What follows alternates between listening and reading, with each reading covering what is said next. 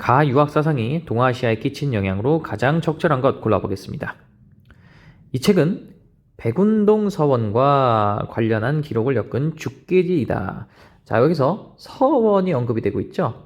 서원은 사립교육기관입니다. 그쵸? 이게 이제 원래 중국에서 시작이 돼서 우리나라에 있는 조선시대에 넘어오게 되죠. 서원, 그리고 향촌의 자치규약인 향약. 요 두 가지가 나온다면 여러분이 꼭 떠올려야 되는 사상이 있죠. 바로 뭡니까? 성리학입니다. 성리학의 확산에 큰 역할을 했던 요소들이죠. 교육기관, 서원, 그리고 향촌의 자치규약, 약속인 향약. 요 두 가지는 성리학과 굉장히 밀접한 관련이 있다는 거 꼭 기억하시기 바랍니다. 그리고 이 백운동 서원 같은 경우는 어떤 서원이냐? 이 서원은 조선 최초의 서원입니다. 조선 최초. 어떻게 보면 우리나라 최초의 서원이다라고 볼 수 있겠죠.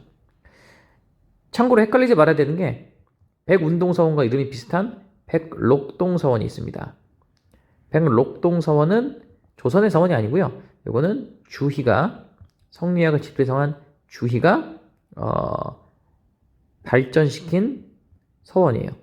처음 만든 서원은 아니에요. 원래 있던 서원인데 이걸 이제 주희가 맡아서 더 이제 크게 확대시키고 발전시킨 서원이다. 주희가 활동했던 서원이 백록동 서원이고요. 이 백록동 서원의 이름을 본떠서 이제 백운동 서원이라고 조선에서 이름 붙인 거죠. 백록동과 백운동 헷갈리지 마시기 바랍니다. 자, 어쨌든 계속 볼게요. 이 책에는 백운동 서원에 배양된 안향 등의 행적, 서원이 보유한 장서 현황과 함께 가를 집대성한 주희. 자, 안향 같은 경우는 어떤 인물이에요? 고려시대에 성리학을 처음 이제 도입한 인물이죠. 그러니까 우리나라 입장에서 이제 성리학을 처음 도입한 인물이다라고 볼 수 있겠습니다. 그리고 가를 집대성한 주희라고 돼 있으니까, 그죠? 주희가 또 굉장히 중요한 키워드가 되겠죠. 가를 집대성한 주희, 이 한 문장으로 사실 가가 뭔지는 어렵지 않게 알 수 있어요. 가는 뭡니까? 성리학이죠. 그죠? 그러니까 이 성리학이 동아시아에 끼친 영향으로 적절한 것을 골라라. 이런 문제가 되겠습니다. 남송의 유학자 주희가 집대성한 성리학, 동아시아에 어떤 영향을 줬는지 오답선지 보겠습니다. 1번, 골품제가 시행되었다. 이거 오답입니다. 그쵸? 골품제는 신라 고유의 신분제도입니다. 성리학이 집대성된 남송보다 시기적으로 더 앞서고요. 성리학과 아무런 관련도 없습니다. 따라서 정답 아니고요. 2번에 중국 제자백가 출현. 자, 제자백가는 춘추 전국시대죠. 춘추 전국시대. 성리학보다 시기적으로 훨씬 앞서고요. 유교 사상이 제자백가 중에 하나인 이제 공자에 의해서 정립이 됐는데 성리학이랑은 성리학이 끼친 영향이라고 볼 수는 없다. 시기적으로 맞지가 않죠. 훨씬 이전이기 때문에. 3번에 중국 대당서역기 편찬. 대당서역기는 이거 누가 편찬한 겁니까? 대당서역기는 7세기에 당나라의 승려 현장이 인도를 다녀와서 쓴 기행문이죠. 불교랑 관련이 있고요. 성리학의 영향으로 도저히 볼 수가 없고 시기적으로도 더 앞서기 때문에 영향이라고 할 수 없겠습니다. 4번에 1번에 나이카 계신 단행.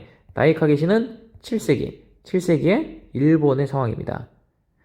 정확히 말하면 이제 645년에 있었던 소가시 제거 정변 이후에 권력을 잡은 나카노의 황자를 중심으로 하는 이들이 소가시를 제거하고 나서 중앙집권 체제 성립을 위해서 추진한 일련의 정치개혁을 나이카 개신이라고 부르죠. 645년경부터 본격화되었다고 볼 수 있는데 어쨌든 시기적으로 전혀 성리학과 성리학의 영향이라고 볼 수도 없고요. 성리학과도 큰 관련 없습니다. 마지막 1번에서 사서오경 외운 하면은 이거 누굽니까? 후지와라 세이카죠. 후지와라 세이카 되겠고요. 시기적으로는 17세기 초가 되겠습니다. 이 사서오경 외운을 저술한 후지와라 세이카가 바로 일본 성리학의 발전에 크게 기여한 인물이죠.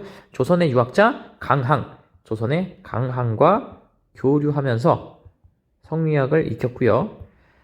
사서오경 외운을 저술해서 일본의 성리학을 또 널리 알린 인물이기도 합니다. 따라서 정답은 5번이 되겠습니다.